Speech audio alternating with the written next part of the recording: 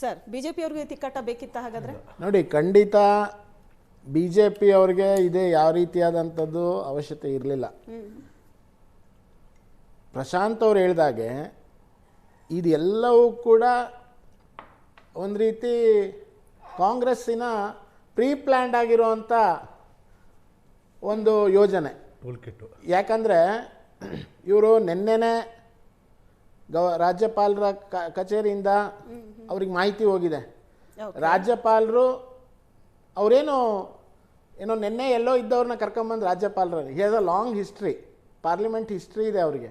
1980ನೇ ಇಸ್ವಿಯಿಂದ ಅವರು is a active participant in the procedures of legislative assembly, council ಮತ್ತು ಲೋಕಸಭಾ ಸದಸ್ಯರಾಗಿದ್ದಾರೆ. ತದನಂತರ ರಾಜ್ಯಸಭೆಯಲ್ಲಿ ಅವರು ಒಬ್ಬ ಪ್ರಮುಖ ಸ್ಥಾನವನ್ನು ಹೊಂದಿದ್ದಾರೆ. ಅವ್ರಿಗೆಲ್ಲವೂ ಕೂಡ ಕಾನೂನಾತ್ಮಕವಾಗಿ ಏನಿದೆ, ಒಬ್ಬ ರಾಜ್ಯಪಾಲರಾಗಿ ಏನು ಮಾಡಬೇಕು ಅಂತ ಮಾಹಿತಿ ಇದೆ.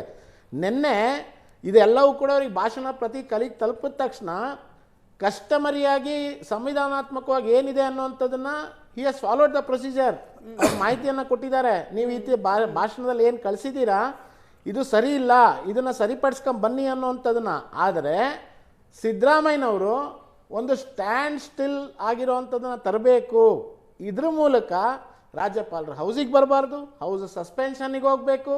ಸಸ್ಪೆನ್ಷನ್ನಿಗೆ ಹೋದ ತಕ್ಷಣ ಏನೂ ಕೂಡ ನಡೆದಲೇ ಇರೋ ರೀತಿಯಲ್ಲಿ ಚೆಕ್ಮೇಟ್ ಅನ್ನು ಅವರು ಎಲ್ಲರಿಗೂ ಗೊತ್ತಿದೆ ಏನು ಮಾಡಿದ್ರೆ ಏನಾಗುತ್ತೆ ಅಂತ. ಬಿಜೆಪಿಗೂ ಗೊತ್ತಿದೆ, ಕಾಂಗ್ರೆಸ್ಗೂ ಗೊತ್ತಿದೆ. ಒಂದ್ ವೇಳೆ ರಾಜ್ಯಪಾಲರು ಇವತ್ತು ಬಂದೇ ಇಲ್ಲ, ಅಧಿವೇಶನಕ್ಕೆ ಭಾಷಣ ಮಾಡೇ ಇಲ್ಲ ಅಂತ ಅಂದಿದ್ರೆ ಆಗ ಅಲ್ಲಿ ಸಾಂವಿಧಾನಿಕ ಬಿಕ್ಕಟ್ಟಿರ್ತಾ ಇತ್ತು.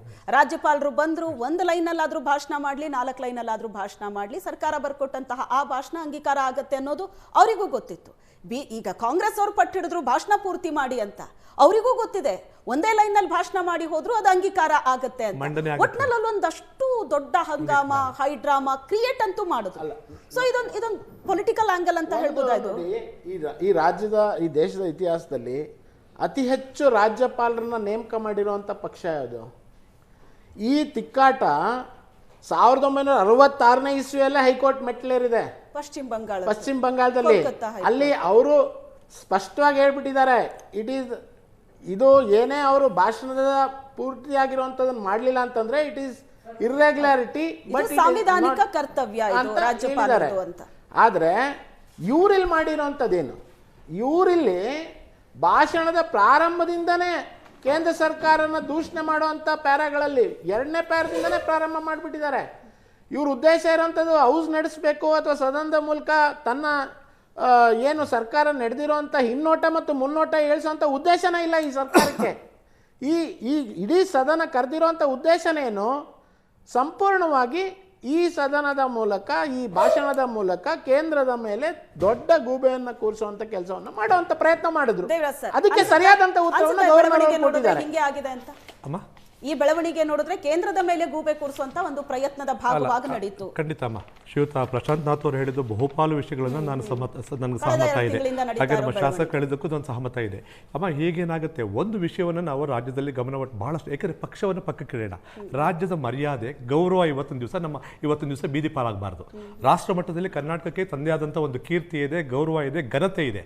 ಅದ್ರ ಬಗ್ಗೆ ಅದನ್ನು ಗಮನದಲ್ಲಿ ಇಟ್ಕೊಂಡು ನಾವು ಮಾತಾಡುವಾಗಿದ್ರೆ ಅಮ್ಮ, ಇಲ್ಲಿಗೇನಾಗುತ್ತೆ, ನಮಗೆ ಈ ಗವರ್ನರ್ ಏನೋ ಮಾನ್ಯ ಗೌರವಾನ್ವಿತ ರಾಜ್ಯಪಾಲರು ಯಾರಿದ್ದಾರೆ ಅವರನ್ನ ನೇಮಕ ಮಾಡ್ತಕ್ಕಂಥದ್ದು ಈ ಸಂವಿಧಾನದ ಮುಖ್ಯಸ್ಥರಾದಂಥ ರಾಷ್ಟ್ರಪತಿಯವರು.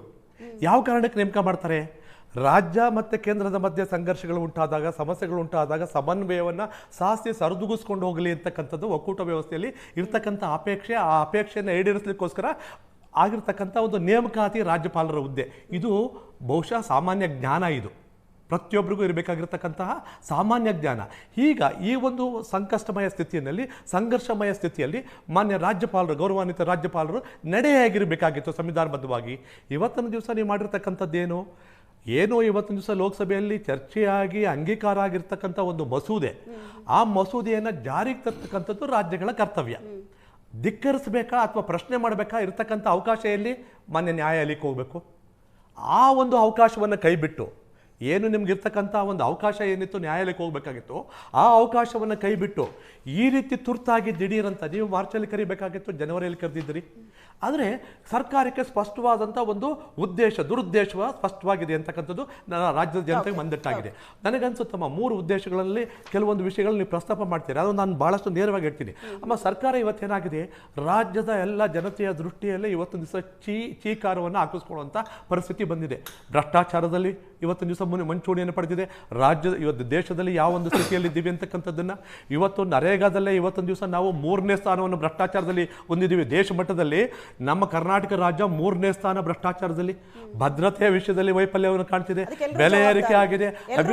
ಅಮ್ಮ, ಇದಕ್ಕೆ ನಾನು ಹೇಳ್ತಿರೋದು ಹೆಂಗೆ ಗೊತ್ತಾ, ಈ ವೈಫಲ್ಯವನ್ನು ಸರ್ಕಾರ ಮುಚ್ಕೋಬೇಕಾಗಿತ್ತು. ಜನಗಳಿಂದ ಇದನ್ನ ಅವರ ಮನಸ್ಸನ್ನ ಬೇರೆ ಕಡೆಗೆ ತಿರುಗಿಸ್ಬೇಕಾಯ್ತು. ಮೊದಲೇ ದುರುದ್ದೇಶ ಸರ್ಕಾರಕ್ಕಿತ್ತು. ಆಮೇಲೆ 2ನೇ ದುರುದ್ದೇಶ ಏನಾಗಿತ್ತು ಅಮ್ಮ, ಈಗಾಗಲೇ ಹೇಳಿದಾಗೆ ಸನ್ಮಾನ್ಯ ಮುಖ್ಯಮಂತ್ರಿಗಳಿಗೆ ಅನಿವಾರ್ಯಗಳು 2 ಇದೆ ಅಮ್ಮ. ಒಂದು ಅನಿವಾರ್ಯ ಏನಪ್ಪಾ ಅಂತಂದ್ರೆ, ಈಗ ಅಧಿಕಾರವನ್ನು ಹಸ್ತಾಂತರ ಮಾಡಬೇಕು. ಮಾಡದ ಹಾಗೆ ನನ್ನ ಅಧಿಕಾರವನ್ನು ಉಳಿಸ್ಕೊಂಡು ಸನ್ಮಾನ್ಯ ಉಪಮುಖ್ಯಮಂತ್ರಿಗಳಿಗೆ ಹೇಗೆ ನಾವು ಚಳ್ಳೆಹಣ್ಣು ತಿನ್ನಿಸ್ಬೇಕು ಅನ್ನೋದಕ್ಕೂ ಇದೊಂದು ಟೂಲ್ ಆಗಿ ಉಪಯೋಗಿಸ್ಕೋಬೇಕಾಗಿತ್ತು. 3ನೇ ಅನಿವಾರ್ಯತೆ ಅವ್ರಿಗೇನಿತ್ತು ಅಂತಂದರೆ, ಕೇಂದ್ರ ಸರ್ಕಾರದಲ್ಲಿ ನಾನು ಈ ಥರ ಇದ್ದರೆ ಪಕ್ಷದ ಒಂದು ಕಾರ್ಯಸೂಚಿಗಳನ್ನು ಯಾವ ರೀತಿ ನಾನು ರಾಷ್ಟ್ರ ಮಟ್ಟದಲ್ಲಿ ನಾನು ಹೋರಾಟ ಮಾಡ್ತೀನಿ ಅಂತಕ್ಕಂಥದ್ದನ್ನು ಕೇಂದ್ರ ಸರ್ಕಾರಕ್ಕೆ ಒಂದು ಮೆಸೇಜನ್ನು ರವಾನೆ ಮಾಡಬೇಕಾಗಿತ್ತು. ಇದಕ್ಕೋಸ್ಕರ ನನ್ನ ಇವತ್ತೊಂದು ದಿವಸ ಕಲಾಪವನ್ನು ಬಲಿ ತಗೊಂಡ್ರು. ಇವತ್ತೊಂದು ದಿವಸ ದ್ವೇಷಕ್ಕೋಸ್ಕರ ಕಾಂಗ್ರೆಸ್ ಸರ್ಕಾರ ಈ ರಾಜ್ಯದಲ್ಲಿ ಕಂಡರಿಯದಂತಹ ಒಂದು ಕೆಟ್ಟ ಒಂದು ಪರಿಸ್ಥಿತಿಯನ್ನ ಇವತ್ತು ನನ್ನ ವಿಧಾನಮಂಡಲದಲ್ಲಿ ಯಶಸ್ವಿ ಆದ್ರು ಅಂತ ಅನ್ಸಲಿಲ್ವಾ ನಿಮಗೆ?